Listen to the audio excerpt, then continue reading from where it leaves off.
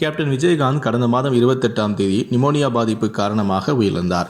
அவரின் ஆன்மா சாந்தி அடையணும் அப்படின்னு நினைக்கிறவங்க இந்த வீடியோக்கு ஒரு லைக் கொடுத்துட்டு தொடர்ந்து இந்த வீடியோவை பாருங்கள்.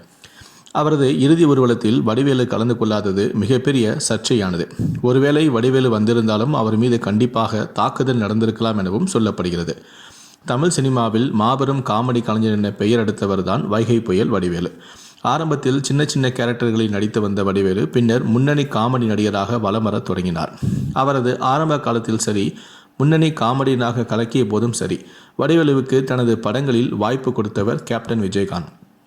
அது மட்டுமின்றி சின்ன கவுண்டர் படத்தில் நடித்தபோது வடிவேலுவிடம் நல்ல ட்ரெஸ் இல்லை என்பதை அறிந்த விஜயகாந்த் அவருக்கு 5 செட் உடைகளை வாங்கியும் கொடுத்துள்ளார்.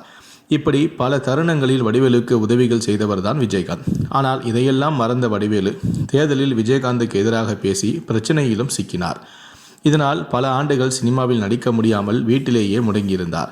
இந்நிலையில்தான் கடந்த வாரம் 28ஆம் தேதி கேப்டன் விஜயகாந்த் உடல்நலக்குறைவால் உயிரிழந்தார். இதையடுத்து சூப்பர் ஸ்டார் ரஜினி, உலகநாயகன் கமல்ஹாசன், விஜய், இளையராஜா உள்ளிட்ட ஏராளமான திரைப்பிரபலங்கள் விஜயகாந்த் உடலுக்கு நேரில் சென்று அஞ்சலி செலுத்தினர். இதில் அதிகம் எதிர்பார்க்கப்பட்டது வடிவேலு கலந்து கொள்ளவில்லை.